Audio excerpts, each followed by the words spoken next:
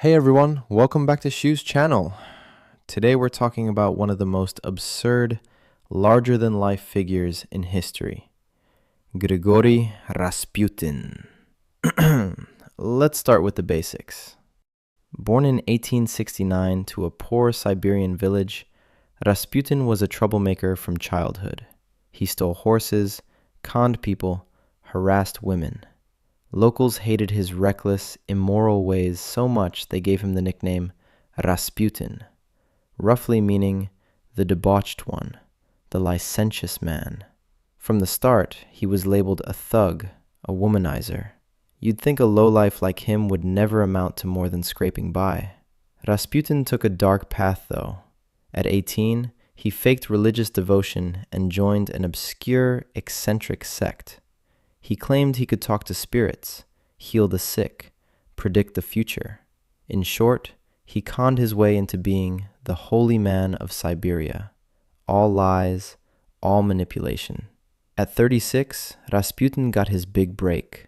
With forged letters from supposed religious authorities, he talked his way into St. Petersburg. Back then, the Russian Empire craved a religious icon. His mix of peasant roots and fake supernatural powers fit Tsar Nicholas II perfectly.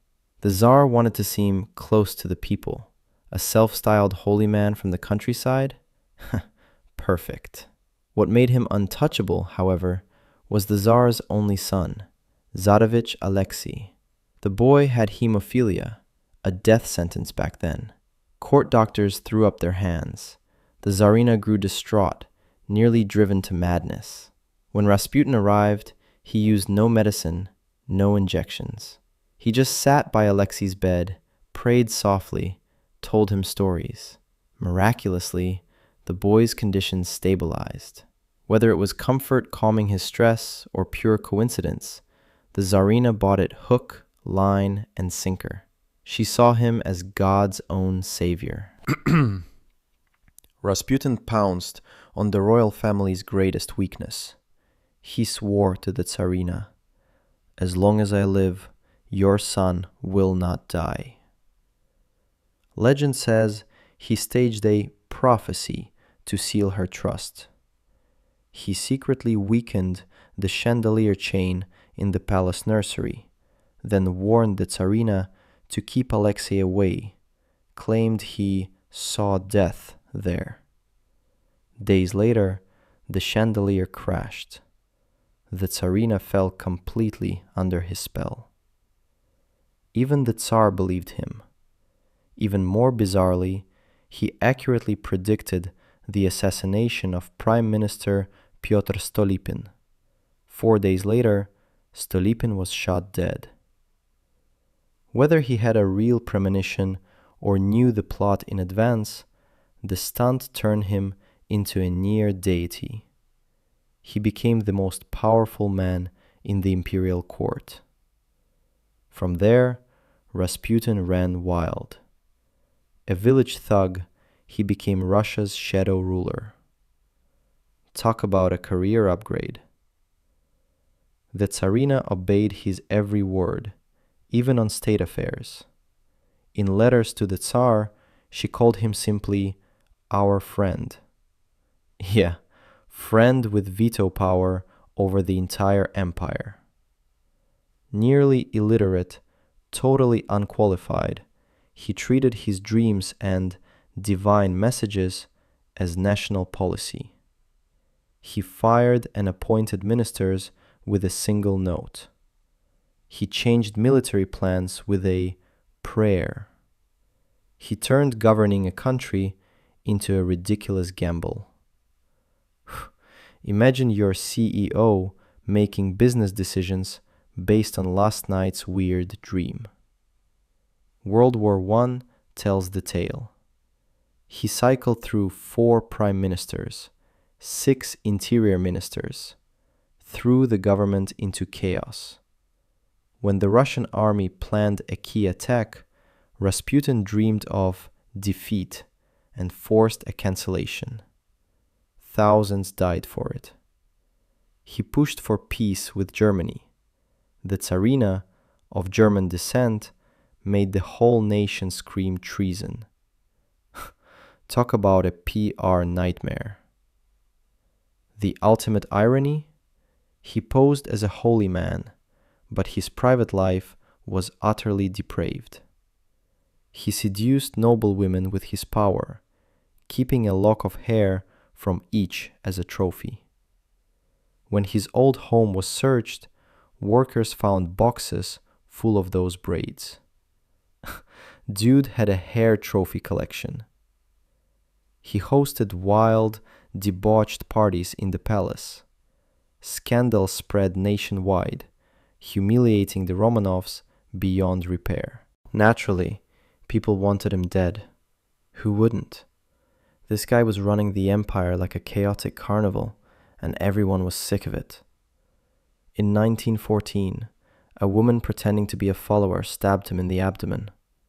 Incredibly, he survived. 2 months in the hospital, and he walked out, arrogant as ever. Claimed he was protected by God, impervious to blades and bullets. Dude, you just got stabbed in the gut. Maybe tone down the divine invincibility act? Finally, in 1916, a group of noblemen had enough. Led by Prince Felix Yusupov, the Tsar's nephew-in-law, they planned an assassination that's gone down as one of history's most absurd, unkillable stories. Spoiler, he was really, really hard to kill. Step 1. Poison. They gave him 8 cakes laced with potassium cyanide, enough to kill 7 men. A bottle of poisoned wine, too. Whew, that's a lot of poison. He ate, he drank, felt nothing.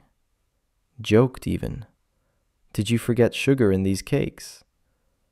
Modern forensics says the poison likely degraded, lost its punch. Plot twist. The deadly poison was basically just a bad batch of pastries. Step 2. Gunshot. Yusupov shot him in the chest. Bullet pierced his lung, grazed his heart. Rasputin collapsed. They thought it was over, until he jumped up, screaming, and bolted for the courtyard. Ah! Another conspirator chased him, fired 3 shots. The last one hit him square in the head.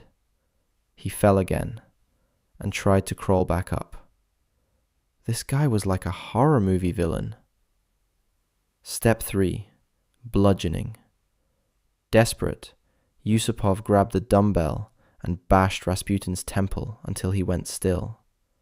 To be sure, they hauled his body to the frozen Neva River, dumped it into an ice hole. Now he's definitely dead, they thought. Spoiler, he wasn't. Next day, his body turned up. The coroner was stunned. Rasputin didn't die from poison, bullets, or the beating.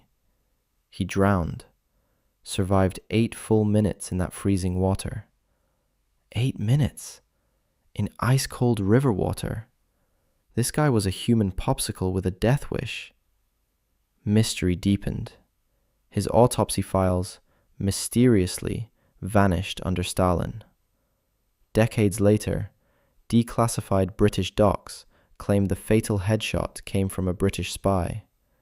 They feared Rasputin would pull Russia out of the war, sink the Allied effort. After Rasputin's death, Tsar Nicholas II actually held a grand funeral for him, and even served as a pallbearer himself. Meanwhile, all across Russia, people were celebrating as if it were a national holiday. Just 3 months later, the February Revolution of 1917 broke out. Nicholas II was forced to abdicate, and the Russian Empire collapsed completely.